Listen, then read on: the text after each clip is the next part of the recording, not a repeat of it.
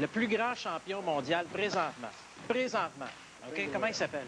Le plus grand, c'est Roy Jones. Eric Luca est capable de remplir un aréna comme le Centre Molson. C'est probablement le seul champion du monde actuellement sur Terre que dans n'importe quel de ses combats compétitifs est capable de remplir un aréna. Le Vernon Forest, il y a encore quelques semaines, c'était le gros combat Madison Square Garden. Si je ne me trompe pas, 4000 personnes.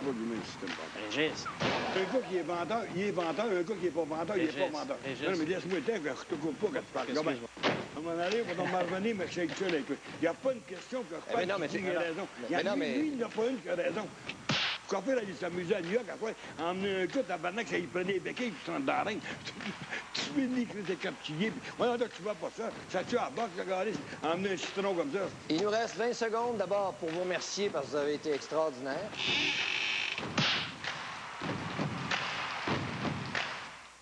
Oui, c'est ce qu'on appelle mettre la barre très haute. Monsieur Jean-François Plante n'avait pas la langue dans sa poche, avouez-le, vendredi dernier, en tant que première personne du public à participer à notre concours et à venir s'asseoir à la table des débatteurs de 110.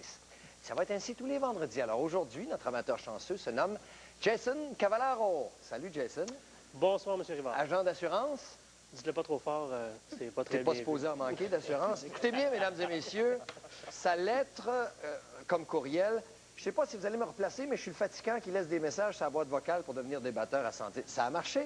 Ça a tout à fait marché. Persévérant, nous avons trouvé 3 grosses pointures pour cette expérience unique. D'abord, M. Bertrand Raymond ainsi que M. Jean Perron. Salut, Paul. Et la 3e grosse pointure, M. François... Regarde, c'est pas Thierry, là. Non. Écoute, avec ce que je viens de voir là, avec Régis, il faut faire autrement créer. Retenez vos langues, mes amis, avant d'amorcer ce débat bien spécial. On va voir ce qui s'est passé à Buffalo, où les Canadiens ont perdu une excellente chance de passer au 7e rang de leur association devant les Devils du New Jersey. Oui, la gomme à mâcher de notre ami Michel Terrien en a mangé toute une ce soir. Et voilà, ça a commencé en première période. Vous allez voir le but de Chris Gratton bien posté dans l'enclave. Et c'est 1-0. Le pauvre Théo n'y pouvait rien. D'ailleurs, il a reçu 37 lancés ce soir.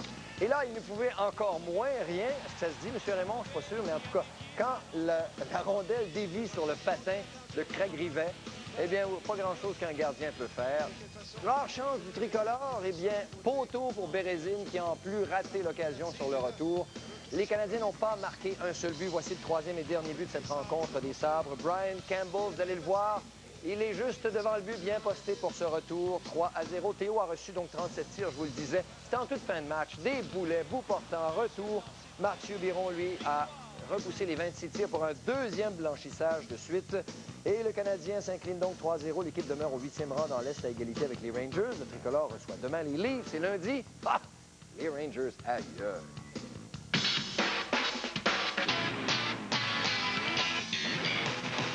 Alors, vous me permettrez de commencer, les invités, à tout seigneur, tout honneur. Jason, avec une telle contre-performance, on peut douter de la participation du Canadien aux séries ou tu y crois encore? Bien, même avant le match de ce soir, moi, j'étais convaincu que le Canadien ne ferait pas les séries. La raison est simple. Bienvenue dans le club, excuse-moi. On a parlé de Guy Lafleur cette semaine. Il doit s'arracher les cheveux de sa tête quand il voit l'équipe du Canadien actuellement. Puis Dieu sait que ça a été dur d'y replanter. Faut pas tirer trop fort. Non, mais avec une équipe, on ne peut pas espérer faire les séries avec des 7 et des 8 de trêve dans l'équipe. Quand les autres équipes contre qui on se bat ont des as et des rois dans leur équipe. Et là, je pense aux Capitals de Washington. Messieurs, Bertrand, je t'ai vu taper du doigt et sourciller. D'ailleurs, tu avais... J'aurais voulu qu'il identifie les 7 et les 8 de trèfle. Bien là, Yannick Perreault et Sergei Bérésine, c'est 2 bons joueurs. Là. On ne leur enlève rien. Sauf qu'il était 2e trio à Toronto. Puis on peut dire que Pat Quinn jouait avec ces 2 trios. Souvent, le 2e, 3e trio. On mettait Korolev dans le temps, puis tout ça.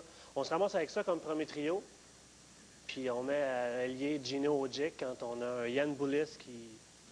Sur le 3e trio, un joueur qui a toujours été catalogué comme étant offensif, un gars rapide. On le met sur un trio défensif. Jean Perron a l'air d'être d'accord un petit peu. Non, ça fait longtemps qu'on dit qu'on n'a pas de premier trio à Montréal. Ça, c'est évident. Mais là, ce qui vraiment m'agace, c'est de voir que nos défenseurs ne sont plus à leur hauteur. Bon. Avant. Cette semaine, là, tu disais que c'était pas de leur faute. Oui, je suis obligé. Tu sais, cette semaine, il y a eu des ratés, comme tu as dit. Là, à un moment donné, les défenseurs n'ont pas donné la même performance que d'habitude. Mais là, c'est des lancers, puis des lancers à bout portant. Moi, je pense, dans l'histoire du Canadien, j'ai jamais vu autant de lancers dans la même semaine contre le Canadien. 41-16 contre Boston, c'est mercredi. Oui. Samedi passé contre la Caroline, une autre quarantaine encore, 19. Et Jean, hein? C'est plus des 6 puis des 7 de trèfle, les défenseurs, on descend, là. On commence à descendre. On approche le 2 de pique, là. Bien là, je sais pas si vous avez vu le premier but, Carl Dykhouse, ça dormait au gaz, là. Il laissait Chatan derrière le filet. Et Jean, on disputait un deuxième match en 2 soirs. Cependant, contrairement à ce qui se passe chez les Canadiens, quand un gars réussit un blanchissage... Bien là, je suis content que tu m'amènes là-dessus parce ça que... me fait plaisir. Biron, 5-0 hier soir, sur la route. Il revient à Buffalo, on le retourne dans le filet. C'est le même que ça aurait dû marcher chez les Canadiens. Puis à ce moment-là, Hackett, bonsoir, il est parti. Puis on aurait eu peut-être quelque chose pour Hackett après sa fameuse performance contre... Non, ben là, je sais que toi, tu n'es pas d'accord. Ben non. Mais moi, c'est pas une question de pas être d'accord. Prochaine, il ne sera pas ici. C'est correct, c'est correct. On va être obligé de mettre ses waivers. Regarde ce qu'il y avait à Buffalo. Il y a un mois et demi à Buffalo, il y avait 3 gardiens. Et puis Lindy Ruff pigeait d'un sac parce qu'il ne savait pas lequel mettre devant le filet. Puis aussitôt qu'il accordait un mauvais but, il sortait. Martin a un blanchissage hier soir, 5-0 contre les Highlanders, il revient. Écoute, là, ça fait 8 jours ou 10 jours qu'ils ont eu de congé, il n'y en a pas de problème. Si José Théodore avait blanchi, supposément, là, ce soir, les Sabres de Buffalo, ce serait lui qui serait dans le filet demain soir. Oui, mais ça n'a pas toujours été comme ça. Ça n'a pas toujours été comme ça. Non, mais à Buffalo, il n'y avait pas la même situation qu'à Montréal. Non, à Montréal, on avait 2 bons gardiens. Là, le deuxième, il est blessé. Puis là, il y en a rien. On avait Théodore qui fait des blanchissages 2 fois consécutives. Ouais, mais... On envoie à Hackett le lendemain. De toute façon... On n'est même pas capable de gagner le match. De toute façon, Jean, c'est pas ça l'histoire du match de ce soir. Ce soir-là, ils n'ont pas combattu, ils se sont pas présentés. C'est une équipe qui était...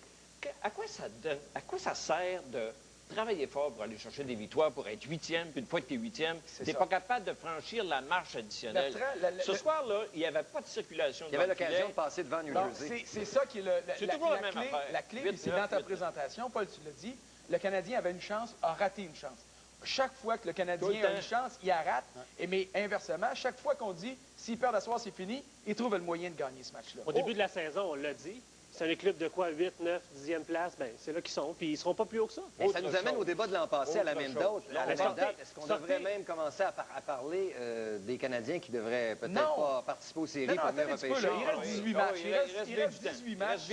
Sur les 18 matchs, il y en a 4 contre la Floride et Tampa Bay. Ça, c'est des victoires qu'il faut. Et des victoires assurées dans le sens que tu ne peux pas te permettre de perdre ça. Il fallait gagner. Oui, mais il en reste un autre match contre Buffalo. Lundi contre les Rangers, il reste un autre match contre Buffalo. Contre Toronto en fin de semaine, qui n'ont pas de gardien, il faudra en profiter. Oui, OK, c'est correct. Mais Rangers, c'est même Toronto, pas de gardien. Mais Toronto, tu perds contre Toronto, c'est moins grave parce que tu ne te bats pas contre cette équipe-là. Si tu vas battre les Rangers lundi à New York, si tu rebats les Sabres de Buffalo, tu n'échappes rien contre la Floride. Chose importante. Là, on sait que on a Théodore, on ne se comptera pas d'histoire, Garon, il est parti de Québec pour venir s'asseoir sur le banc. On a Théodore pour aller jusqu'à la fin.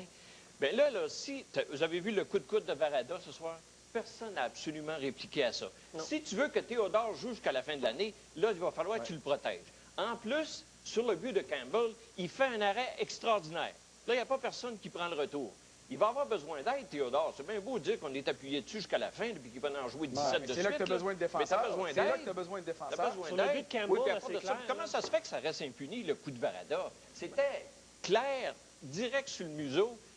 Hey, ça se peut qu'Ojic ne fasse pas son travail. Non, justement, c'est ce que j'avais dit. C'est parce qu'Ojic est blessé. Tu as vu quand il a voulu se battre ce soir? Il est allé chercher le joueur pour aller il est blessé. Il ne peut pas frapper. S'il est blessé, qu'on en mette un qui mais regarde, il n'y a pas d'autre. Quand le gardien de but se fait frapper, ils ont tout le temps l'excuse de dire « Oh, on a regardé le pointage, c'était 3-2, c'était 3-3. » Là, ce soir, il perdait 3-0. Il perdait 3-0. C'était le temps d'y aller.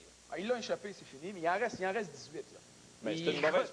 On disait ça au mois de septembre, il en restait 82. Bien, c'est ça. Ils vont finir à 83, 84 points. Ça va être 3 ou 4 de moins que la 8e place. Puis ce sera quand même pas une mauvaise saison. Quand ils sont 8, après ça, le match suivant, ils sont jamais 7. Ils tombent 9. Ils ne sont pas capables de franchir l'étape additionnelle. Non, mais la septième position, c'est qui? C'est Devils du New Jersey. Pensez-vous sincèrement ici ce soir que le Canadien va devancer les Devils? Ça devrait pas. Ça devrait pas, mais ils sont sur leur talon depuis longtemps. C'est ça, exactement. Hey, j'aime ça parce que c'est à 2 niveaux. Ils jouent sur les talons. Cette équipe-là joue sur les talons. Oui, mais les Devils aussi. À la maison, on ne joue pas sur les talons. Non. Mais aussitôt qu'on arrive à l'extérieur, puis que là, on oppose trio à trio, c'est là qu'on voit la différence. C'est là que ça te prend du punch. Puis je prends du punch de points. Là, je prends des mises en échec. Ça te prend de l'implication. Puis ça, on n'a pas vu beaucoup sur la route. Mais on se contente de peu, moi, j'en reviens pas. Là, hey, on espère faire la 8e place. C'est dur, hein? Ben, quand tu parles de leadership à part de ça, regarde les noms qui sortent là. Quintal, Juneau, Gilmore. Les plus jeunes, ça ne leur tenterait pas de... C'est qui les plus jeunes? Ben, les Perrault. Les Perrault de ce monde. Les bien payés Perrault, là. Les plus jeunes, là. Non, non, mais je veux dire... regarde, derrière lui. Moi, quand je pense à Juneau puis je pense à Gilmore, là, je pense à... Troisième âge. Oui. Oh, ouais, c'est ça. Rendu dans l'âge d'or du hockey. Si on va parler d'un jeune, là, c'est qui est jeune à Montréal? On était supposés de faire un virage jeunesse. Ils sont où, les jeunes? Ribeiro, mais je pense qu'on ferait mieux de ne pas en parler ce soir. On regardera ça pour un autre soir. Les amis, parlons d'un jeune qui a manqué son coup. Il a énormément fait parler de lui cette semaine. Il a fait écrire beaucoup de monde. Jean, tu as écouté, toi aussi, ou tu as lu la retranscription des déclarations d'Alexandre Daigle. Toi, ça doit t'avoir fait un petit quelque chose en dedans. Le jeune homme, il n'a jamais aimé le hockey, qui dit. Que Perron, Bergeron, Demers parlent, nous autres, les gens vont peut-être prendre ça avec un petit grain de sel. Mais quand un Lafleur dit ouvertement que ce gars-là est un mauvais exemple pour la jeunesse, j'espère que personne n'a écouté cette émission-là, moi, ça me... Parce que Lafleur est sans tâche, lui. Lui, il s'entache, lui, il c'est un gars qui s'est présenté. Public, a tout le temps donné sa pleine mesure. Lui, il est en... S'il y a un gars là, qui est en mesure de dire ce qu'il a dit cette semaine de Daigle, s'il y avait un joueur de hockey, là, c'est à lui. Donc, on le traite de tricheur, Alexandre Daigle. C'est un tricheur et c'est un menteur. Puis moi, ce que j'ai pas aimé, c'est qu'il y a... Hey, son père... On veut beau dire ce qu'on veut des parents, parce que moi, je suis en hockey mineur, puis je vois des parents qui poussent les jeunes, puis ça leur coûte cher, puis tout ça. J'ai été parent moi-même, 2 garçons, puis... Mais... accuser son père d'avoir été trop présent, c'est ça qu'il a dit, jusqu'à un certain point. Oui, les pères sont tous présents. Ils sont tous présents, puis si on les oppose, le père de Lafleur ne le quittait jamais. Non, mais, oui, on va avoir un peu un premièrement, on peut-tu arrêter de comparer Alexandre Daigle à Guy Lafleur? On compare pas. Ben, oui, on établit un parallèle entre Guy Lafleur était dédié au jeu, puis qu'Alexandre Daigle n'est pas. Là, on peut-tu arrêter de parler de Guy Lafleur? Guy Lafleur, là, quand il est arrivé avec le Canadien, là, il y avait une équipe. Dès qu'il est arrivé à Ottawa, il n'y avait personne. Ça, c'est premièrement. Puis ça y a enlevé son mérite, Lafleur, ça? Ça y a pas le mérite, mais ça ne fait pas descendre Daigle, par exemple. Puis quand il est arrivé avec les sénateurs, là, on lui a présenté un contrat de 12 millions pour 5 ans. 12 millions pour 5 ans. Y a-t-il quelqu'un dans la province de Québec ou dans le monde qui présenterait 12 millions pour 5 ans? Qui dirait non. J'en connais pas. Qu'il ne l'avait pas demandé, en plus. Il ne l'avait pas demandé. Il ne l'avait pas demandé, puis c'était clair. Puis 12 millions pour 5 ans. OK, pour quelqu'un qui n'a jamais joué en Ligue nationale, c'est correct, là. C'est quand même beaucoup d'argent. Tu crois ça, t'as jamais aimé le hockey, puis qu'il y a des... Non, monsieur, mais attends, elle est toute là. On va te laisser parler. Ça fait 2,5 millions par année. Si on prend ces statistiques, là, puis on les compare aux autres gars qui ont été repêchés la même année que lui, là, c'est pas si pire. Puis, c'est pas de ça qu'on parle. Oui, mais j'ai une autre question aussi pour vous autres. Si les sénateurs d'Ottawa ne sont pas l'équipe qui repêche en premier, est-ce que Daigle est le premier joueur parti? Absolument pas. Absolument pas. Je peux te dire que si les Nordiques de Québec choisissent premier, c'est Pronger qui prend. J'espère. Puis c'est Keria qui est deuxième. Donc, c'est une méga erreur des sénateurs. Non, c'était pas une méga erreur parce qu'il y avait besoin de ce vendeur-là à Ottawa. Et méchant vendeur. Non, ben tu ne savais pas dans ce temps-là, c'est facile d'en parler aujourd'hui. Mais il y avait une image de joueur de hockey, puis il était francophone. Puis... OK, je vois une goutte de sueur qui perle au front. Non, mais c'est parce que moi, je suis pas mal fier de mon partenaire ici. Là. Je suis pas mal fier parce qu'on va être 2 contre 2. C'est pas ton partenaire, ça a donné de même quand on a... Ça dépend de ce que tu dis, là. Non, moi, je vais défendre Alexandre Daigle. Mais voyons donc. Oui, je vais défendre Alexandre Daigle. Je vais défendre l'individu qui s'appelle Alexandre Daigle. Le joueur de hockey, moi, je l'ai couvert à partir du repêchage le samedi après-midi. 23 Et tu continues à le couvrir ce soir. Et je vais le couvrir dans un autre sens. J'ai planté, excusez-moi l'expression, souvent Alexandre Daigle, le joueur de hockey. Mais le joueur de hockey, là, il est devenu un homme. Il est rendu à 25 ans. Il s'est rendu compte que sa carrière de hockey allait nulle part, qu'il n'avait aucun intérêt, qu'il n'aimait pas ça. Il a dit, c'est fini. Attends un petit peu. Il a dit, c'est fini, foul ball, je ramasse mon argent. Et puis, il a vécu avec toutes sortes de problèmes. Ce gars-là, il s'est fait dire qu'il prenait un coup. Il s'est fait, dans les journaux à Ottawa, on disait que c'était un drogué, alors que c'est un gars qui a toujours été sérieux. Il n'a pas mis les efforts en tant qu'hockeyeur, c'est vrai. On peut le blâmer pour ça. Mais ce gars-là, aujourd'hui, il a réussi sa vie. Puis il y en a un autre qui avait bien du talent, qui s'appelle Brian Fogarty, qui a miné sa carrière de hockey, puis il a miné sa vie aussi parce qu'il est mort. Dans ce parallèle, parce que les gens peuvent mêler ça. Non, attends un petit peu, là. C'est parce que l'individu Alexandre Daigle, il a une tête, ses épaules. Il a dit, le hockey, ça marche plus. J'ai raté ma carrière de hockey. Je raterai pas. Il n'a pas dit qu'il l'avait raté, justement. Il a dit, j'ai pas aimé ça, mais il n'a jamais avoué qu'il avait craqué sous la pression. Il y a une nuance, là. Il a dit, j'ai craqué, selon toi, là, ça marche plus, je m'en vais. Alors que lui a déclaré, à partir de 16 ans, ça ne me tentait plus. Moi, la version d'Alexandre Daigle, je ne la crois pas. Parce que Daigle, on l'a connu à 16, à 17, à 18, on est allé au repêchage. Il était joliment content. Quand il est allé sur l'estrade, hey, j'ai les sénateurs sur le cœur. Et vous rappelez la il était pressé de jouer dans la Ligue nationale. Sauf que quand est arrivé un paquet de pression, et là, ça rejoint ce que tu disais, là, à un moment donné, il s'est dit, oh, je pense que ça va être un peu trop gros pour moi. Et c'est pas le fun, là, OK. La version d'Alexandre Daigle, ça le sert bien aujourd'hui pour se couvrir. Ça le sert bien. Tu vas voir, là, il va mettre la casquette, il va se cogner le cœur. Il est heureux. Il avait 12 millions 500 000. Je veux dire, il écoute, là. Oui, mais... Non. Je peux-tu mettre mon grain de sel, là? Bon, OK. Les grands athlètes vont toujours jouer pour une raison, c'est parce qu'il y a une l'amour du jeu. Il y a une passion. Mais Jean, je viens de te le dire. Daigle l'avait. Daigle... Hey, moi, les chums m'ont dit, ceux qui l'ont vu à Victoriaville, m'ont dit l'affaire. Qu'est-ce qu'ils t'ont dit, tes chums de Victoriaville? Eux autres, ils ont dit que lorsque lui est arrivé, non seulement il était le premier sur la glace aux entraînements, puis le dernier sorti, après ça, il s'en allait sur l'aréna à l'extérieur, puis il jouait avec les petits l'année qui a été repêché... Un gars qui fait ça, c'est parce qu'il a la flamme. L'année que ce gars-là a été repêché, si les sénateurs avaient fait leur devoir, là, si Randy Sexton avait vu d'autres choses qu'un francophone pour attirer des fois, il serait allé voir Alain Chénier, qui était le coach des Tigres de Victoriaville. Puis je sais pas si c'est ton chum, là, lui. Là. Mais ce qu'Alain Chénier aurait dit, là, il aurait dit aux sénateurs, ce gars-là, il n'est pas coachable. Parce que c'était ça qui était l'idée. Et puis, Chénier ne voyait pas comment ce gars-là pouvait être choisi numéro 1. Il est arrivé à Ottawa, comme Jason l'a dit tantôt, et justement, on a donné un mandat à un petit cul de 18 ans qui était encore vert, qui ne savait pas ce qui l'attendait. On lui a donné le mandat de faire d'une équipe qui était épouvantable. On a donné à ce gars-là le mandat. C'est pas le mot épouvantable. Non, écoute, tu l'as dit tantôt, les grands athlètes font fi de ces choses-là. J'ai jamais dit qu'Alexandre Daigle était un grand athlète. Mais en réalisant ça ne l'intéressait plus, il a mis une croix sur son passé d'athlète, puis c'est rendu... Je ne crois pas sa version. Hey, en disant aujourd'hui qu'il n'aimait pas le hockey avant le repêchage, qu'il n'aimait pas le hockey à 16 ans, c'est une excuse pour expliquer l'échec d'aujourd'hui. OK, c'est possible. S'il avait dit, écoute, à 25 ans, là, écoute, ça fait 7 ans que je fais dans cette ligue-là. J'ai tout donné ce que j'avais à donner. C'est pas moi, ça marche pas. Je suis pas capable de traîner une équipe. Les gens auraient mieux compris que ce qu'il a dit. Est-ce que c'est un flop parce qu'il a arrêté de jouer à 25 ans ou c'est un flop à cause de ses statistiques générales? On n'a jamais parlé de statistiques. Non, les statistiques, c'est pas important. Oui, mais quand même, pour un premier choix, je m'excuse, à 12,5 millions, celui qui a même établi le critère de plafond salarial pour les recrues, il fallait qu'à un moment donné, on regarde les statistiques. Surtout quand il déclare dans son entrevue, j'aurais pu continuer à marquer 20 buts, une main dans le dos. C'est vrai. Paul, on a... C'est vrai. Ah oui, il en marquait de peur et de misère, 20 buts, je m'excuse. Ça, c'est pas vrai. Paul, on a... Ben, c'est pas vrai, on regardera ses C'est statistiques. quoi ces statistiques? As-tu bien des saisons Il y a une de 30 saison de buts, 20 buts puis une saison de 26. Oui, mais t'as Guy Lafleur et Yvan Cournoyer sont sur le banc pendant 3 ans. Ils n'ont pas de statistiques, mais la flamme est là, puis les gars veulent, puis ils vont poursuivre, puis ils vont travailler. Puis... Jean, tu viens de le dire.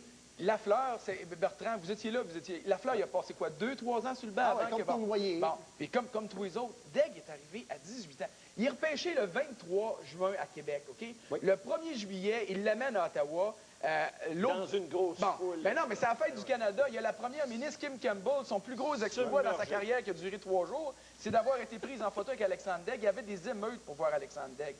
Il est arrivé dans une situation où ça prenait un athlète hors du commun, tant physiquement que mentalement. Mais c'est pas ça qu'on dit. On dit qu'il avait juste à pas nous dire qu'il n'a jamais aimé le hockey. Oui, mais écoute, j'ai écouté l'entrevue. Il y a des choses qui ont été dites qui n'étaient peut-être pas bien dites. Mais je peux te dire une chose. Moi, j'ai rencontré Daigle, ça fait un mois, là, lors de la fin de semaine à Los Angeles pour le match des Étoiles. Puis c'est un gars que j'ai toujours apprécié. Puis je vais le défendre. Ça ne me dérange pas que le monde dise pourquoi il le défend. Il m'a dit, j'aurais aimé ça, aimé ça. Mais il n'aimait pas ça. J'aurais aimé ça, aimé ça. Ben oui, mais qu'est-ce que c'est? À 18 ans, quand il était repêché, il aimait ça. Alors, oui, mais il s'est rendu compte de c'était quoi à 22 ans, à 23, logiquement, en étant repêché par les sénateurs d'Ottawa, il aurait pu dire « J'aime pas ça la game, moi je m'en vais ». Est-ce que ça aurait été possible? Premièrement. Non, parce qu'il aimait ça à cette époque-là. Il aimait ça à cette époque-là. Mais pourquoi il viendrait et il dirait ça? On parlait même plus de lui, là. Lui, il décide de faire une entrevue puis il dit ça comme ça. Dernière minute de jeu il y a 18 ans, on y offre 12 500 000 sur la table. Il n'a jamais même demandé une scène, ce gars-là. On lui donne le chèque comme ça, tu signes en bas, puis on lui fait miroiter tout ce qui pourrait être possible de réaliser avec les sénateurs. Écoute, il était toujours bien pas pour dire non. Il est allé voir, il a goûté, il n'a pas aimé ça. qu'est-ce que tu veux que je te dise? Il aime mieux vivre en Californie, être un producteur avec son chum de la en terminant. Si on parle d'un flop dans le cas d'Alexandre Daigle, puis on parle de ses statistiques, puis ses saisons qu'il y a eu, puis il a été échangé, en tout cas, est-ce qu'on va commencer à parler d'un flop dans le cas de Vincent Lecavalier? Il était un peu de bonheur. Là. Il n'est pas pris sur retraite encore. 4 ans. De 3. Les statistiques se ressemblent.